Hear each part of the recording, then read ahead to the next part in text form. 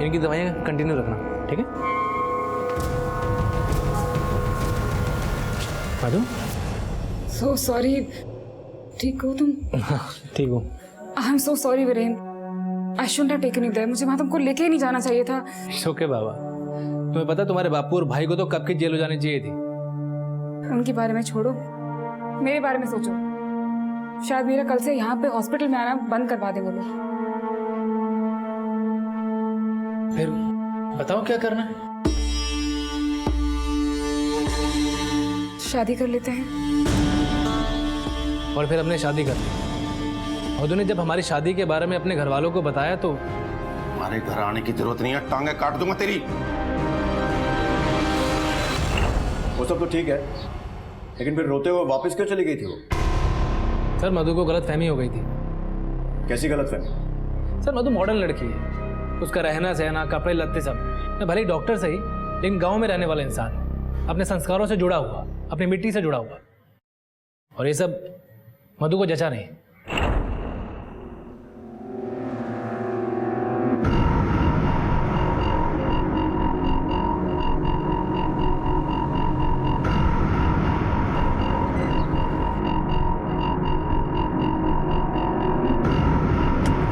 आओ।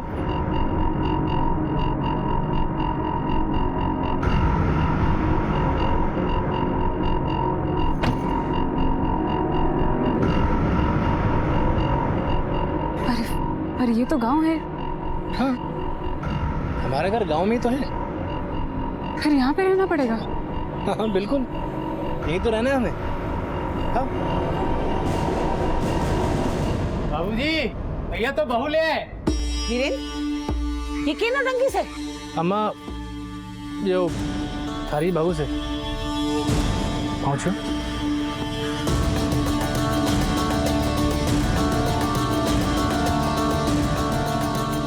ब्याह करने से पहले बता तो दिया होता।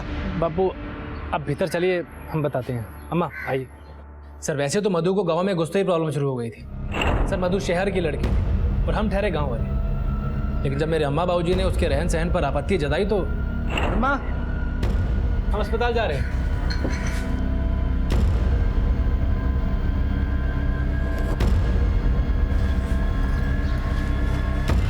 वीरेन, यो बेहुदा कपड़े पहन के किस जा रही है? बेहुद? पापा जी हॉस्पिटल जा रही हूँ मैं। ये कौन सा अस्पताल? शादी हो गई है, चुपचाप घर पे रहो। पापा जी मैंने घर पे क्या करना है? हमारे अपने खेत हैं और हमारे यहाँ की औरतें खेत पे काम करने से। चल जा भीतर। मधु तुम आज घर पर ही रुक जाओ, मैं अस्पताल में मना कर दूंगा। हाँ? क्या मना कर दोगे?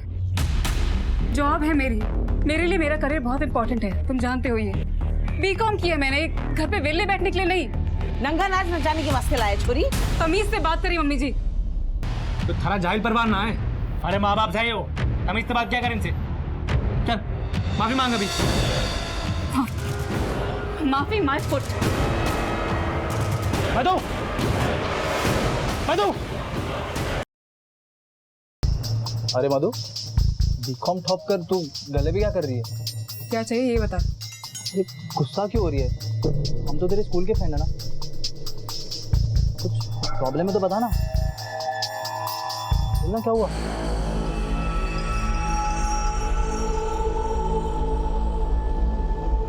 कई बार हम दुकान में ही मिलने लगे और धीरे धीरे उसने अपने दिल का दर्द मुझे बताना शुरू कर दी। मेरी लाइफ भी कितनी स्ट्रेंज है। जहाँ एक और जिद करके शादी करी, अब मुझे मिला ही क्या? पति से धोखा और उसके घर वालों से इतनी नफरत, और दूसरे ओर मेरे अपने घर वाले भी जल्लाद हुए पड़े। तो तू यहाँ कर क्या रही है यार? इतनी पढ़ी लिखी है, निकल जाना यहाँ से। कहाँ जाऊँ? एक जगह है, वहाँ यहाँ के परिंदे भी परनिवास हैं और नौकरी तुझे यूं मिल जाएगी। इंसान चाहे कितने ही रिश्तों के बंधन से क्यों ना बंधा हो, जज्बातों की कितनी ही बेड़ियों ने उसे क्यों ना जकड़ रखा हो, वो स्वतंत्र है। हमारी इस मेल डोमिनेटेड सोसाइटी में इस आज़ादी का हक सिर्फ मर्दों को नहीं, औरतों को भी है। पर ये छोटी सी बात बहुत से लोगों के पल्ले नहीं पड़ती। जहाँ जुल्म और शोषण है वहाँ प्रतिहिंसा और अपराध।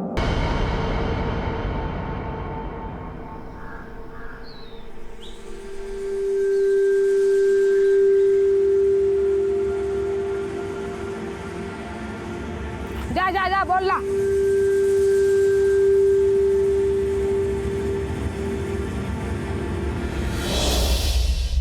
मोनू, युवराज इधर आओ, इधर आओ। अरे ये देखो, इधर क्या है?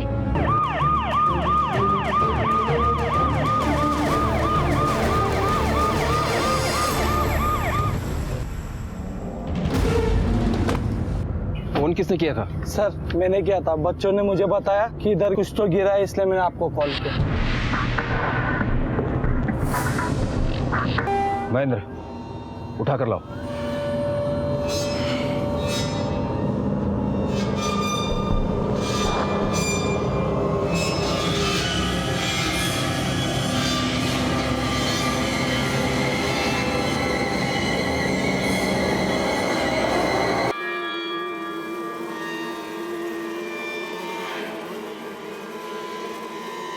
सर पैरों की जोड़ी है। सर ये देखिए, नेल पॉलिश भी लगी हुई है, किसी औरत के हैं। एक काम करो, फॉरेंसिक टीम बुलवाओ और आसपास के पूरे इलाके को अच्छे से छान मारो। अगर पैर मिला है तो बाकी का हिस्सा भी आसपास ही होगा। सर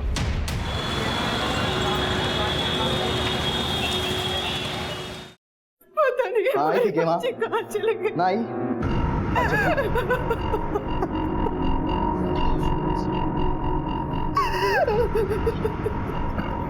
क्यों यार? 2-3 किलोमीटर तक सबने पता कर लिया, कहीं कुछ पता नहीं चला, कोई कुछ ना बता पा रहा। उसकी सारी सहेलियों को भी मैंने फोन कर लिया, कहीं ना गई। और वो डॉक्टर का बच्चा बिना एक फोन ना उठा रहा। 1000 फोन कर लिए उसको सुबह से। बाप ने फोन करता हूं मैं, रुक। मैं भी करता हूँ। सर पैरों को बड़ी ही सफाई से किसी सर्जिकल नाइफ से काटा गया। अंदाजा है किसी पैरामेडिक स्टाफ या खुद किसी डॉक्टर ने काटा है। सर डॉक्टर ने?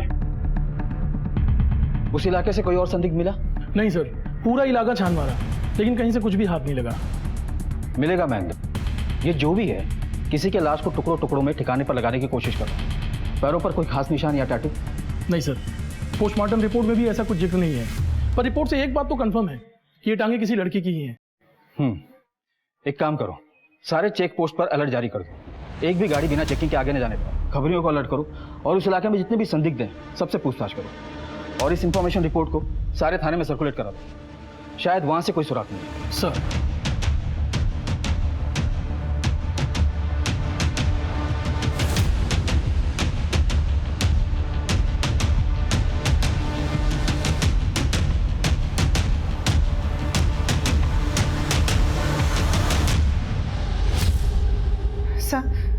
ये मेरी बेटी मधु की फोटो है। मधु के पति का फोन आया था, जरूर वो अपने पति के पास ही गई होगी। अरे काहे का पति? उसी ने भगाया उसे। और मैं तो तुमसे नेट बोलने दीजिए इन्हें। दोनों ने लव मैरिज की। लड़का डॉक्टर है। 3 हफ्ते पहले ही दोनों हमसे मिलने आए थे। पापा ये वीरेन है। मैं जिस हॉस्पिटल में काम करती हूँ वहां पे ये डॉक्टर हैं। तो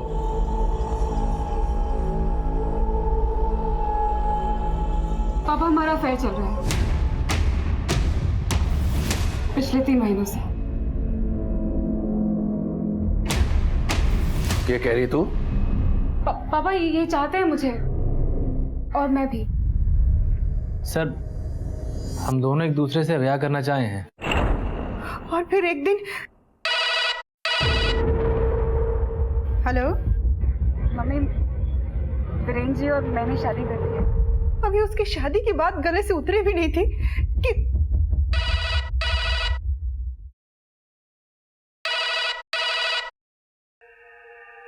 हेलो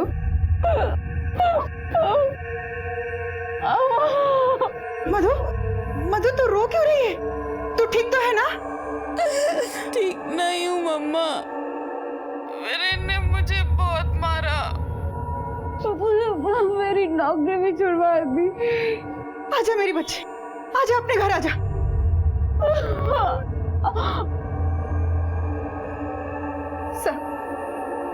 ऐसी हालत में मैंने वही किया जो एक माँ करती। मधु लौट के आ गई।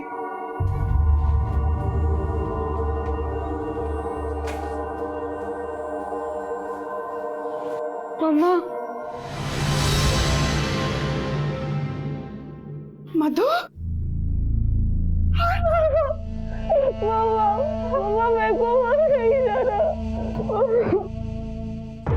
साहब, मधु ने अपने पति को छोड़ दिया था, लेकिन उसके पति ने उसको नहीं छोड़ा। मधु, ये बार बार किसका फोन आ रहा है बेटा? बात तो कर ले। वीरेन का फोन है माँ, हॉस्पिटल मिलने के लिए बुला रहा है। बिल्कुल मत मिलना उससे।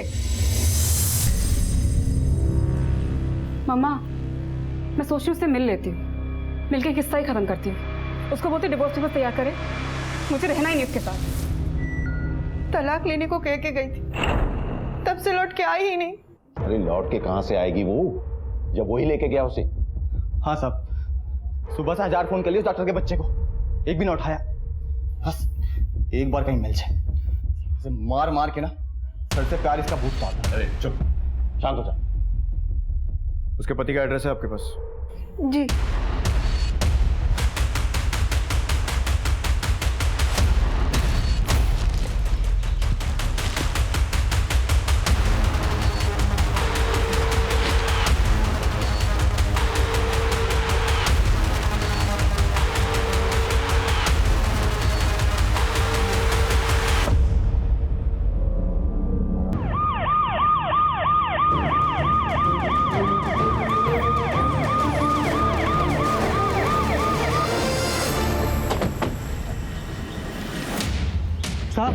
साहब ये देखो, ये देखो।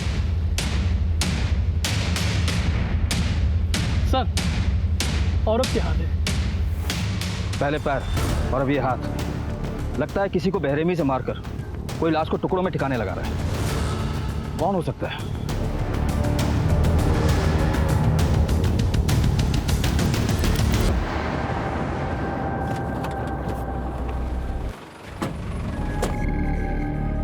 दो तीन दिन रोज आना पड़ेगा पट्टी कराने के लिए। वैसे तो दर्द होगा नहीं। भैया जी, पुलिस आई है। पुलिस? अरे छोरी तो मजे में थी अठे, लेकिन एक दिन पता नहीं क्या हुआ, क्या भूत सवार हुआ, सुबह बैग उठाया और चल दी। आप डॉक्टर वीरेन नागपाल। पत्नी कहाँ है आपकी? मैंने भेजा नहीं है सर। क्यों? बुलाने के लिए फोन किया था ना उसे? सर किया था पर वो आई नहीं। दोबारा फोन किया तो फोन स्विच ऑफ था। लेकिन मधु के माँ बाप का बयान है कि तुमने, बल्कि आप सबने बहुत तकलीफ दी उसे, मारपीट की है उसके साथ। कैसी बातें कर रहे हैं आप साहब? वो तो मजे में थी। अम्मा, सर बात दरअसल ये है कि ये जो मधु के घर वाले हैं एक नंबर के जाहिल लोग हैं। मुझे तो बात करते नहीं ये लोग, बात तब तक गाली या हाथ छोड़ देंगे। उस दिन जब मैं और मधु इनके पास अपनी शादी का प्रपोजल लेकर गए थे तो हम अपनी बिरादरी के बाहर अपनी लड़की की शादी नहीं कर सकते। अपने दिमाग में बात बिठा ले बस। भाई पापा चुप, बड़ी अंग्रेजी मत जा रहा है। अरे देख डॉक्टर साहब, अगर तो परमिशन मांगने आए ना, वो तो किसी कीमत पे ना मिलने वाली। अरे बाकी रही तुम दोनों की अफेयर की बात, इसको ना यहीं की यहीं खत्म कर दो, यही तुम दोनों के लिए अच्छा होगा। समझ गया? सुन ले, चुप। अगर आज के बाद तुम दोनों साथ दिख गए ना, तो सामने वाले पेड़ पे माँ खत्म उल्टा काट कर रखा दूंगा। समझ गए? अच्छे, अरे चल चल। इन्हीं तमाशों के बीच सर एक दिन मधु मेरे पास आई। इनकी दवाइयाँ कंटिन्यू रखना, ठीक है? Madhu, so sorry. ठीक हो तुम? ठीक हूँ। I am so sorry Viren, I shouldn't have taken you there. मुझे वहां तुमको लेके ही नहीं जाना चाहिए था। ओके बाबा, तुम्हें पता तुम्हारे बापू और भाई को तो कब की जेल हो जानी चाहिए थी। उनके बारे में छोड़ो, मेरे बारे में सोचो। शायद मेरा कल से यहाँ पे हॉस्पिटल में आना बंद करवा दे वो लोग। फिर बताओ क्या करना है? शादी कर लेते हैं। और फिर हमने शादी कर ली। मधु ने जब हमारी शादी के बारे में अपने घर वालों को बताया तो हमारे घर आने की जरूरत नहीं है, टांगे काट दूंगा तेरी। वो सब तो ठीक है, लेकिन फिर रोते हुए वापस क्यों चली गई थी वो? सर मधु को गलतफहमी हो गई थी। कैसी गलतफहमी? सर मधु मॉडर्न लड़की है, उसका रहना सहना कपड़े लत्ते सब, भले ही डॉक्टर सही लेकिन गांव में रहने वाला इंसान है, अपने संस्कारों से जुड़ा हुआ, अपनी मिट्टी से जुड़ा हुआ, और ये सब मधु को जचा नहीं।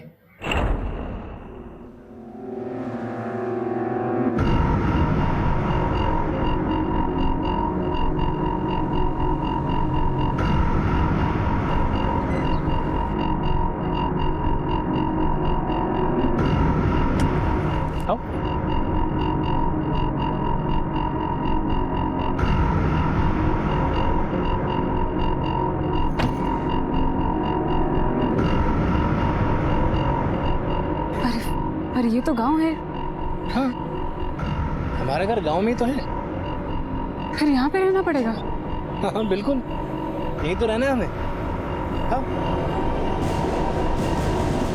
बाबूजी, भैया तो बहू ले आए। वीरेन, ये क्या नौटंकी से? अम्मा, जो थारी बहू से पहुंचो।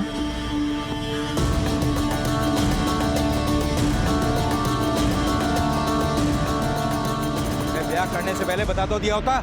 बापू अब भीतर चलिए, हम बताते हैं। अम्मा आइए। सर वैसे तो मधु को गांव में घुसते ही प्रॉब्लम शुरू हो गई थी। सर मधु शहर की लड़की थी और हम ठहरे गांव वाले, लेकिन जब मेरे अम्मा बाबूजी ने उसके रहन सहन पर आपत्ति जताई तो अम्मा हम अस्पताल जा रहे हैं।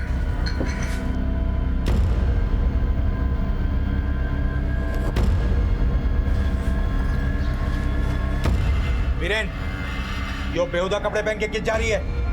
बेहुद? पापा जी हॉस्पिटल जा रही हूँ मैं। ये कौन सा अस्पताल? शादी हो गई है, चुपचाप घर पे रहो। पापा जी मैंने घर पे क्या करना है? हमारे अपने खेत हैं और हमारे यहाँ की औरतें खेत पे काम करने से। चल जा भीतर।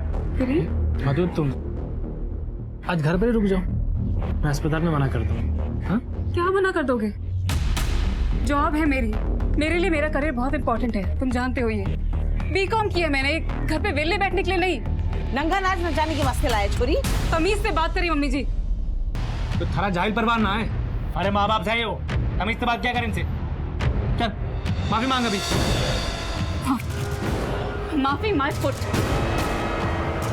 मधु, मधु। सर एक तरफ हमारे अम्मा बाबूजी थे और एक तरफ हमारी बीवी थी, और मैं दोनों के बीच में पिस कर रह जाता था। मधु हाथ जोड़ रहा यार, मेरे पीछे मत आओ। माफ कर दो मुझे। नहीं रहना तुम्हारे साथ। तो I'm sorry बोल तो रहा हूँ।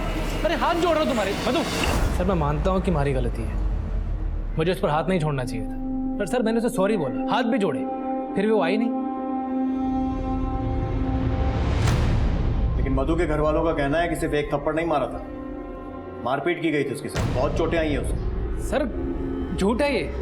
तो जब वो चली गई थी तो फिर उसे फोन क्यों किया था? सर मैंने उसको सॉरी बोलने के लिए फोन किया था। मधु फोन कर करके दिमाग मत खराब करो मेरा। मधु प्लीज मेरी बात तो सुन लो एक बार। मुझे कुछ नहीं सुनना है, दोबारा फोन मत करना यहाँ पर। एक बार आके जरा हॉस्पिटल में मिल तो लो। मुझे नहीं मिलना तुमसे। तुझे हॉस्पिटल बुलाया था पर वो आई नहीं। ठीक है,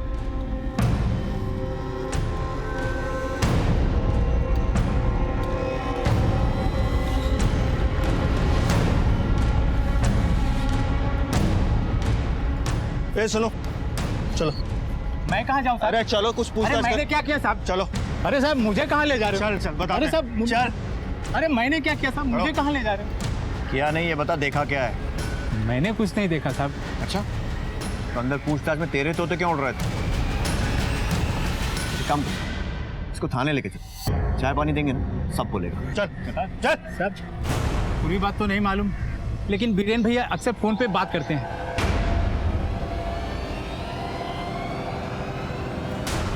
पता नहीं किस बात का गुस्सा था, उस दिन बीरेन भैया ने भाभी जी को मारे, बहुत मारे। अरे साहब कित लेके जा रहे हो? सर मुझे क्यों लेके जा रहे हो? कुछ ना किया इसने। सर मैंने थप्पड़ ही मारा था। अरे साहब छोड़ो, मारे छोड़े नहीं। छोड़ दो कहाँ लेके जा रहे हो? साहब। अरे कुछ ना किया इसने। साहब छोड़ो। अरे कहाँ ले गए? ये सब उस मनहूस छोरी की वजह से हुआ है, कीड़े पड़े उसके। सर मैं क्यों मारूंगा मधु को, हमारी बीवी है वो। फोन पर किससे बातें होती थी तेरी? डॉक्टर हूँ सर, हॉस्पिटल के कलीग्स हैं, मरीज हैं, सबसे बात होती रहती है। कॉल रिकॉर्ड से सब पता लग जाएगा कितने मरीज हैं और कितने कलीग्स हैं। सर हमारी बात मान नहीं रहे हैं, आप मधु के बापू और भाई को पकड़िए। उन्होंने ही गायब किया है मधु को। सर उसका भाई तो पेट से लटकाने की धमकी दे रहा था कि इज्जत, जात, बिरादरी, समाज, इन सब की बेड़ियां हैं सर उनके दिमाग में। मधु के पति वीरेन ने अब शक की सुई मधु के ही परिवार की तरफ घुमा दी थी। परिवार का मधु के प्रेम विवाह को लेकर आक्रोश इस बात को हवा भी दे रहा था। बहन और जीजा को मारने की धमकी दी थी ना तूने? हाँ साहब, दी थी, धमकी दी थी। मारा भी था उस नाली के कीड़े को, और उसको नहीं, अपनी बहन के भी 2 थप्पड़ मारे थे। और सब माँ की कसम, माँ की कसम, उससे ज्यादा कुछ नहीं, उससे ज्यादा कुछ नहीं किया, माँ कसम।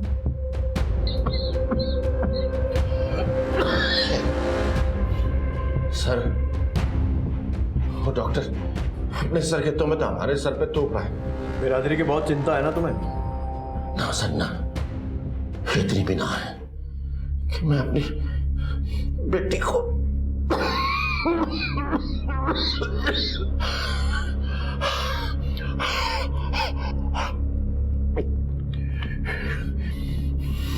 जिस दिन मधु गायब हुई थी कहाँ थे तुम?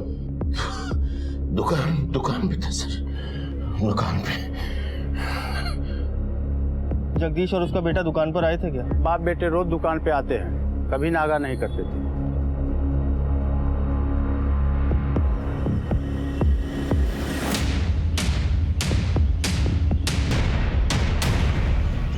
सर, किसी औरत का धड़ लग रहा है। चेहरा काफी कुचला हुआ है, जैसे लग रहा है किसी नुकीले पत्थर से वार किया गया।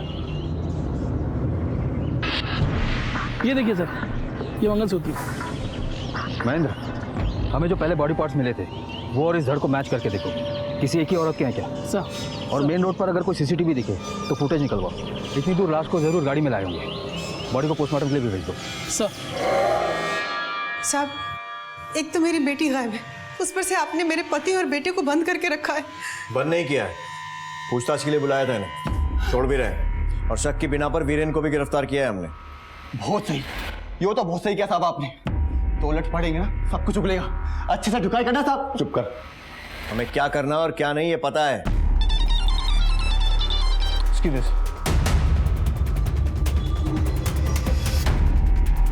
सर, नाथुपुर झील के पास एक लड़की की डेड बॉडी मिली है।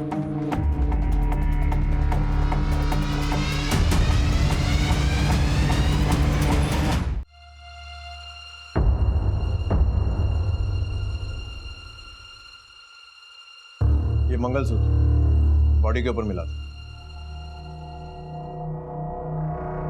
मम्मा, मैं सोच रही हूँ उससे मिल लेती हूँ, मिलके किस्सा ही खत्म करती हूँ। उसको बोलती डिवोर्स पेपर्स तैयार करे, मुझे रहना ही नहीं उसके साथ।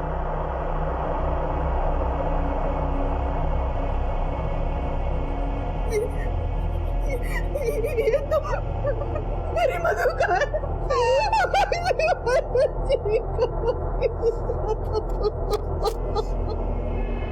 नाथुपुर में मिली लाश की नरेला के रहने वाले गुप्ता परिवार ने अपनी बेटी मधु के रूप में शिनाख्त कर दी थी। अब सवाल ये था कि मधु की इतनी बेरहमी से हत्या किसने की थी और क्यों? बहरहाल नाथुपुर पुलिस से नरेला पुलिस ने केस टेक ओवर कर लिया था। पोस्टमार्टम के हिसाब से हत्या गला दबाने से हुई है और बहुत ही सफाई से बॉडी को 3 हिस्सों में काटा गया ताकि लाश को ठिकाने लगाया जा सके। सर्जिकल नाइफ से, फिर किसी नुकीले पत्थर से चेहरा भी कुचला गया। इतने तरीके से बॉडी को ठिकाने लगाने की कोशिश, कोई डॉक्टर भी हो सकता है? हो सकता है। बॉडी मिल जाएगी? हाँ महेंद्र, फॉर्मेलिटीज पूरी करके बॉडी फैमिली को हैंडओवर करो। ठीक सर। सर, ये मधु के केस की फाइल है, इसमें उसके सारे डिटेल्स, और अगर आगे की कार्रवाई के लिए हमारी जरूरत पड़े तो हमें कांटेक्ट कीजिएगा। Thank you. ये कुछ पेपर फॉर्मेलिटीज आप लोगों को कंप्लीट करनी है। आज ही हमारे साथ।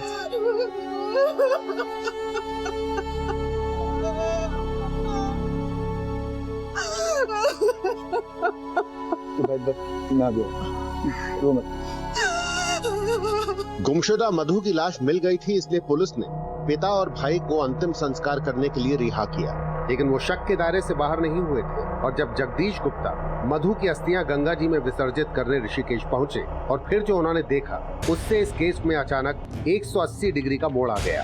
सर, मैं मधु की अस्थियां लेकर ऋषिकेश गया हुआ था और उसकी अस्थियां विसर्जन करके बीपी की दवाई लेने एक दुकान पर रुका। दवा लेके जैसे ही पलटा तो मेरी तो जबान हलक पर टिक के रह गई। मैंने देखा सामने मधु खड़ी थी। मैं जोर से चिल्लाया, मधु मधु, और उसने जैसे ही मेरी आवाज सुनी गायब हो गई। भाग गई।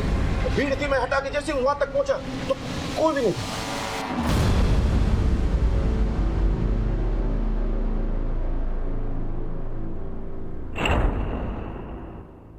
अगर वो वाकई में मधु थी तो भागी क्यों? हमें क्या पता? आपको पूरा यकीन है कि वो मधु थी? मधु मेरी बेटी, अपनी बेटी को बचाने में कैसी गलती कर सकता हूं मैं? अब जानते हैं आप क्या कह रहे हैं? आप अपनी बेटी की लाश जला चुके हैं, अस्थियां विसर्जित कर चुके हैं। अब जिंदा कैसे हो गई वो? मैंने तो जो देखा मैं वही बता रहा हूं।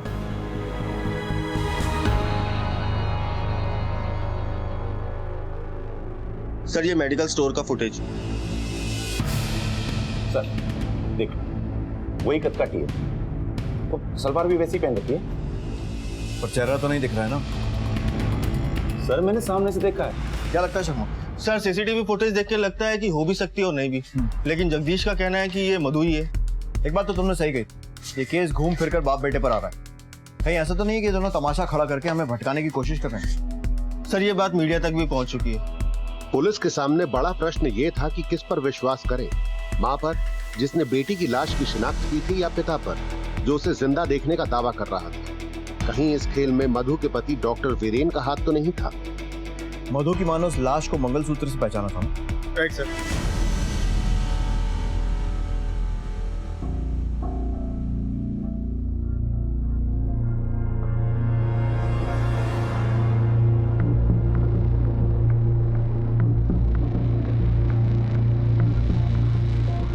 आपने कहा था कि वो मंगलसूत्र मधु का है और वो लाश भी मधु की, और अब आपके पति दावा कर रहे हैं कि मधु जिंदा है और उन्होंने उसे देखा है। क्या चल क्या रहा है आप लोगों का? सर मुझे पूरा यकीन है कि वो मंगलसूत्र मधु का ही है, और फिर मैं अपनी बेटी का मंगलसूत्र पहचानने में धोखा कैसे खा सकती हूँ? और रही बात मेरे पति के बयान की, वो तो जांच आप लोग कर ही रहे हैं ना। ठीक है, अब वो मंगलसूत्र ही बताएगा कि वो किसका है। सर मधु मर्डर केस में जो लाश मिली है, ऐसा बताया जा रहा है कि वो लाश मधु गुप्ता की नहीं बल्कि किसी और की है। पुलिस विभाग से इतनी बड़ी गलती कैसे हो सकती है कि लाश की पहचान किए बिना उसका अंतिम संस्कार कर दिया गया है? सर लाश की डीएनए टेस्टिंग अब तक क्यों नहीं की गई है? देखिए हम लोगों की जांच जारी है। सर वो लाश अगर मधु गुप्ता की नहीं है तो फिर किसकी है? हम लोग मामले की नए सिरे से तफ्तीश कर रहे हैं, जैसे कोई जानकारी मिलेगी आपको देंगे। लेकिन काफी वक्त निकल चुका है सर, काफी वक्त निकल चुका है सर। पीछे माफी माय फुट। तुम्हारे माँ बाप देहात ही गंवा रहे हैं, भिखारी की तरह कपड़े पहनते हैं और बातें करते मवेशी जैसी।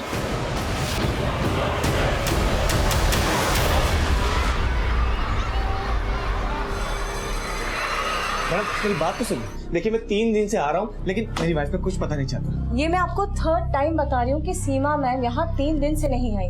आप चाहिए तो हमारा अटेंडेंस रजिस्टर चेक कर लीजिए सर, आपको खुद समझ आ जाएगा। आपको कहीं भी उनके सिग्नेचर नजर आ रहे हैं? देखिए मैंने हर जगह उसको ढूंढा, लेकिन वो कहीं नहीं मिली। मेरी बच्ची को देखिए, रो रो के आधी हो चुकी। सर मैं बिल्कुल समझती हूँ, मैं आपको सजेस्ट करूंगी कि आप पुलिस के पास जाइए। मैं पुलिस में भी जाके इन्फॉर्मेशन कर चुका। सर देखिए, अगर मुझे कुछ पता चलता है तो मैं आपको बता दूंगी।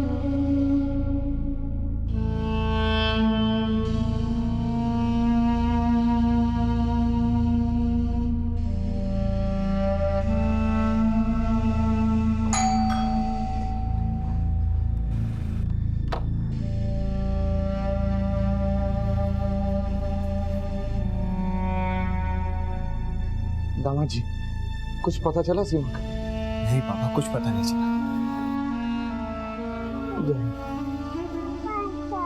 दामाद जी एक बार पुलिस से फिर से पता करो ना, शायद कुछ पता चल जाए। पापा पुलिस से भी बात, वो कहते हैं कि पता चलेगा तो आपको इन्फॉर्म कर देंगे, फिर भी आप कहते हैं तो।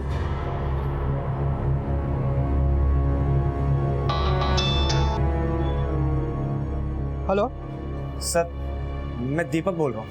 सीमा का कुछ पता चला? हमारी टीम जांच कर रही है, जैसे कुछ पता चलेगा सबसे पहले मैं आपको बताऊंगा। सर मेरी 2 साल की बच्ची माँ माँ पुकारती, फिर माँ के क्या हाल होता आप समझ सकते हैं ना। हम लोग इंक्वायरी कर रहे हैं, जैसे कुछ पता चलेगा हम आके बताएंगे।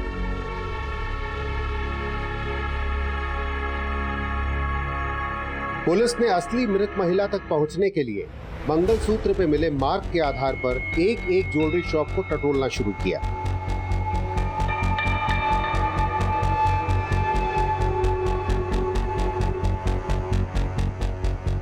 हाँ सर, ये हमारी दुकान का है। इसको हम ऑर्डर से बनवाते हैं सर। बता सकते हैं किसने बनवाया था?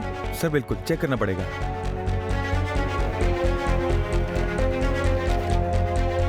ये मंगलसूत्र दीपक चावला ने खरीदा था। दीपक चावला? जी सर। इसका एड्रेस मिलेगा हमें? जी सर। सर 17B सूरज अपार्टमेंट, घोड़ा मोड़, बबाना। Thank you.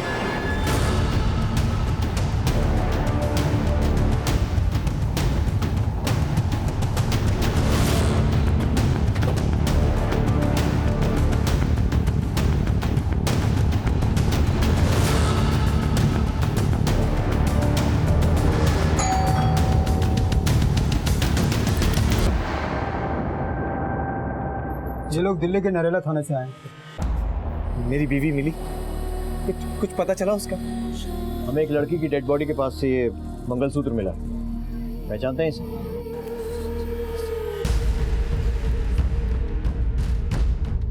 सर, ये मेरी सीमा का मेरी सीमा का है।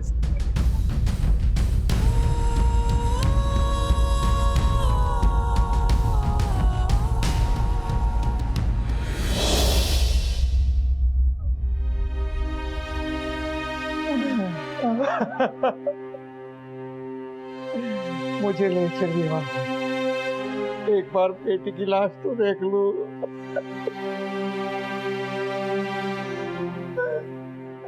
दरअसल एक परिवार ने आपकी बेटी की शिनाख्त की थी और उसी परिवार ने उसका अंतिम संस्कार भी कर दिया।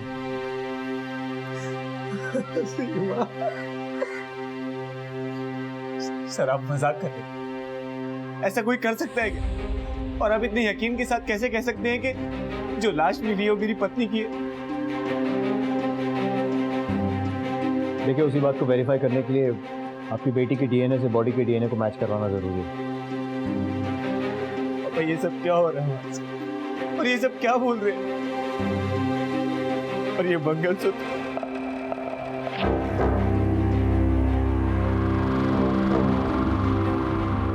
सर, सीमा से जुड़े हर पहलू को हमने तहकीकात किया, अभी तक कुछ नहीं मिला। हमने उसके कॉल रिकॉर्ड्स भी देखे। एक नंबर है 76123 जिससे सीमा को बार बार कॉल किया गया था। 4 महीने में 253 बार कॉल किया गया था और सीमा भी इस नंबर पे बार बार कॉल करती थी। इसका नंबर? सर, प्राइवेट नंबर है, अनलिस्टेड है। टेलीफोन कंपनी को इस नंबर की डिटेल भेजने के लिए बोला है। 2-3 दिन में आ जाएगा। फिलहाल ये मोबाइल स्विच ऑफ। सर, ये सीमा हत्या के तार कहीं मधु केस से तो नहीं जुड़े हुए? हो सकता है, क्योंकि ये डॉक्टर वीरेन भी किसी औरत से फोन पर बात कर रहा था।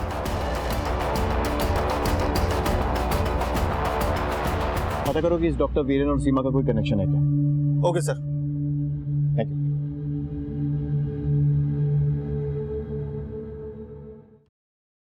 पहचानता है इसे? ना सर, मैं नहीं जानता। देख, सच सच बोल दे, वरना फसलें साबुत नहीं बचेंगी तेरी। जिस तरह से लाश के हाथ पैर काटे गए हैं वो कोई प्रोफेशनल डॉक्टर ही कर सकता है। तू भी तो डॉक्टर है ना? सर, अम्मा की कसम सर, मैं नहीं जानता हूँ इसे ये कौन है। सर, जिस नंबर से सीमा की फोन पे बातें हो रही थी उस नंबर को ट्रेस करिए। किसी राजेश निगम का नंबर है, पता लगा। Okay sir.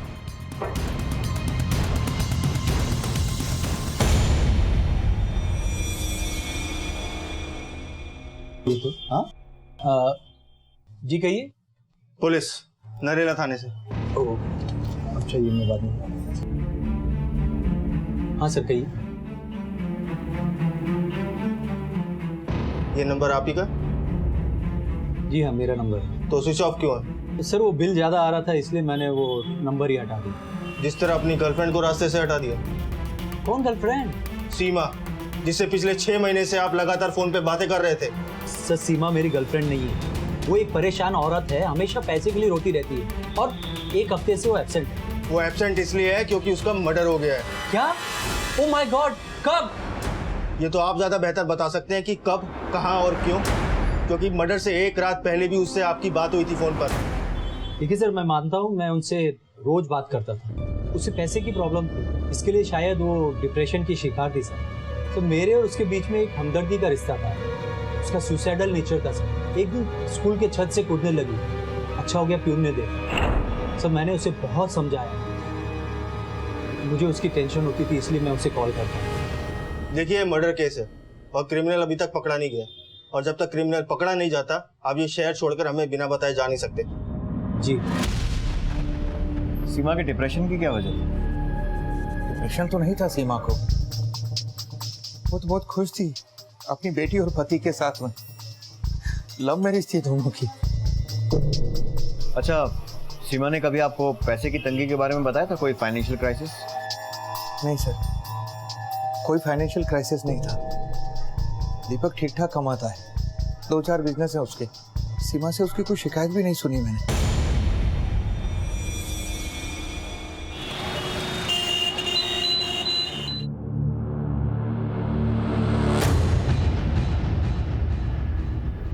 अरे बेटा कैसा है वो? बेटा क्या हुआ? बड़े दिनों बाद दिखाई दे रहा है, सब ठीक? हाँ। कहाँ गया था? हाँ कल वो अलीगढ़ गया था, 1 किलो चीनी देना। हाँ हाँ देता हूँ। अलीगढ़ में कहाँ गया था बेटा? मेरे चाचा रहते हैं। अच्छा, कौन से वाले? दिवाकर चाचा। अच्छा, जो कनाडा रहते थे वो इंडिया आ गए? तुल गई चीनी। और घर पे सब बढ़िया? अरे काय का बढ़िया बेटा। मधु ने पहले अपनी मनमर्जी की शादी करी, नाक कटवा दी हमारी, फिर 4-5 दिन से गायब है, पता ही नहीं चल रहा। थाने घूम घूम के तक लिए, सारे एरिया में पता कर लिया, कुछ ना पता चल रहा। बेटा मधु तो तेरे बचपन की दोस्त है, स्कूल की, तेरे से कुछ कह के गई, तेरे को कुछ पता है?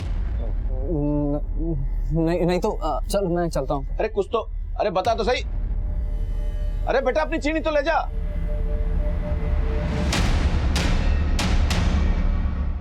मधु के नाम से जिस महिला का अंतिम संस्कार कर दिया गया था, उसकी पहचान पुलिस ने सीमा चावला के रूप में खोज निकाली थी।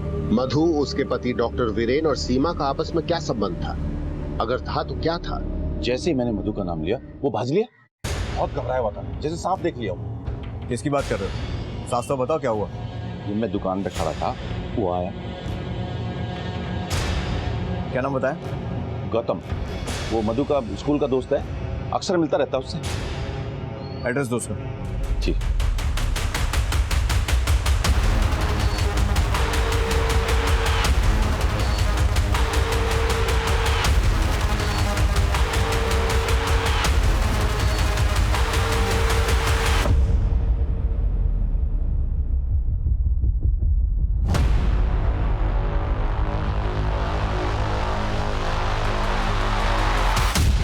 चल सच बता, वरना 4 लठ पड़े ना तो अपने आप पकने लगेगा। मधु के बारे में जो कुछ भी मालूम है शुरू हो जा बोलना। मधु से मेरी मुलाकात दुकान में हुई थी सर। अरे मधु, बीकॉम टॉप कर तू गले भी क्या कर रही है? क्या चाहिए ये बता। गुस्सा क्यों हो रही है? हम तो तेरे स्कूल के फ्रेंड है ना, कुछ प्रॉब्लम है तो बता ना। बोलना क्या हुआ?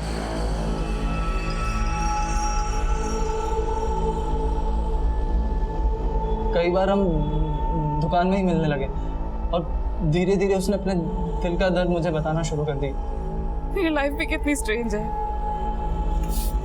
जहाँ एक और जिद करके शादी करी, अब मुझे मिला ही क्या? पति से धोखा और उसके घर वालों से इतनी नफरत, और दूसरे ओर मेरे अपने घर वाले भी जल्लाद हुए पड़े। तो तू यहाँ कर क्या रही है यार? इतनी पढ़ी लिखी है, निकल जाना यहाँ से। कहाँ जाऊँ? एक जगह है, वहाँ यहाँ के परिंदे भी परनिवास हैं, और नौकरी तुझे यूं मिल जाएगी। और फिर वो घर छोड़कर आ गई। जा कहाँ रहे हैं? मुरादाबाद, वहाँ मेरे एक दोस्त का घर खाली है, बिल्कुल खाली। अब अभी वो मुरादाबाद में है।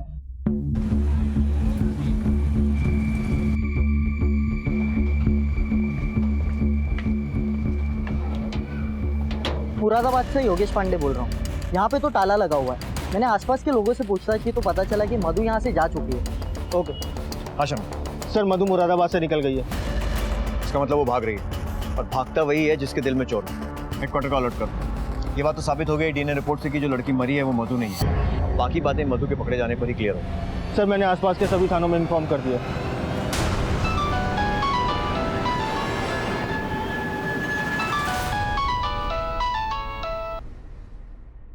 हेलो बेटा, कहाँ है तू? प्लीज घर आ जा, घर आ जा बेटा। कौन है? किसका फोन है? हेलो हेलो, कौन बोल रहा? हेलो, किसका फोन? मधु का।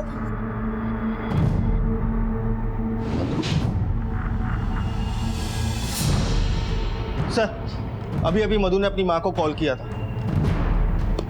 गुड, मतलब सबका नंबर सर्वेलेंस पे डालने का कोई तो फायदा होगा। कहाँ का नंबर? सर गाजियाबाद।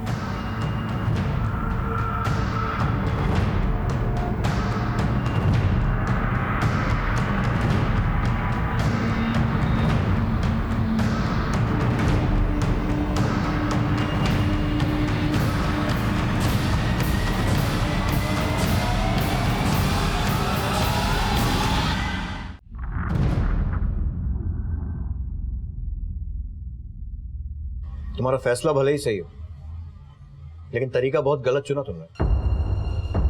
जल्दबाजी में उठाए कदम के नतीजे तो तुम देख ही चुकी हो। देखो मधु, लाइफ में कुछ भी थाली में सजा कर नहीं मिलता। रिश्तों को निभाने के लिए, चीजों को पाने के लिए बहुत मेहनत करनी पड़ती है, और कई बार हालात से समझौता भी करना पड़ता है। तुमने लाइफ को सिर्फ अपनी मर्जी से जीने की कोशिश की, बिना ये सोचे कि दूसरों पर क्या असर पड़ेगा, और इसीलिए आज सब कुछ होते हुए भी तुम्हारे पास कुछ नहीं है। मुझे अपने उस जाहिल पति और उसके गवार परिवार के साथ नहीं रहना है, ना इन जिद्दी और गुस्से से भरे लोगों के साथ। मुझे अकेले और आजाद रहना है सर। अपनी जिंदगी अपने उसूलों पे जीनी है, कुछ बनना है मुझे। किसी की जिद के गुलाम नहीं बनना, और ना किसी की मार कुटाई सहनी है मुझे। और अपना झूठ छुपाने के लिए तुमने सीमा को मार दिया।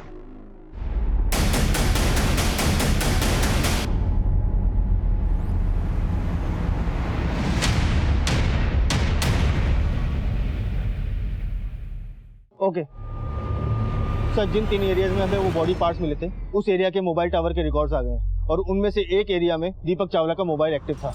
बाकी 2 पर? सर बाकी की 2 जगह पे एक्टिव नहीं था।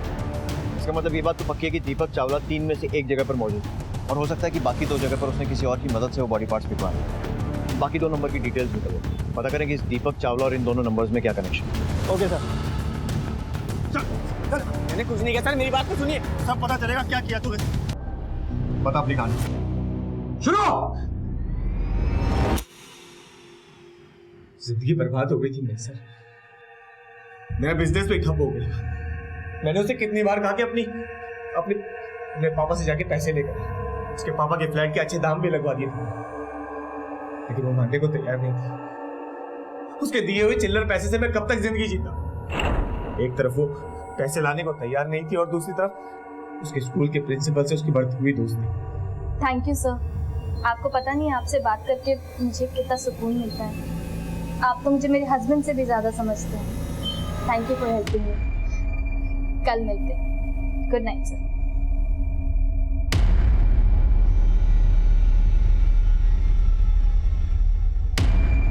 कर ली अपने यार से बात? वो जो शट अप, वो यार नहीं दोस्त है मेरे। सिग्नेचर करवा के ला अपने बाप से। किस चीज के पेपर हैं? Property sign? कोई साइन नहीं करूंगी मैं इसमें, कभी भी नहीं, समझे तुम? और फिर सीमा की लाश के टुकड़े कर कर मैंने अलग अलग जगहों पे ठिकाने लगा दिए।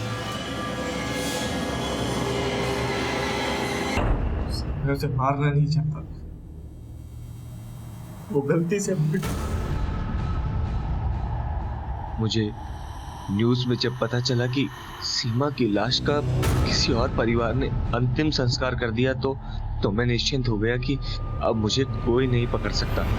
और फिर जब आप लोग मंगलसूत्र को लेकर मेरे पास आए तब मैंने अपने आप को बचाने की कोशिश की, मगर पकड़ा गया। उठाकर लाओ उसको। Yes sir. लाश को काट कर ठिकाने लगाने के जुर्म में डॉक्टर नारंग को भी दोषी पाया गया और सजा सुनाई गई। अपनी जिंदगी की गाड़ी को जल्दी पटरी पे डालने के लिए गलत रास्ता चुनने से कभी मंजिल नहीं मिल सकती, इसलिए कामयाब जिंदगी के लिए सूझबूझ, सब्र और एडजस्टमेंट भी जरूरी है।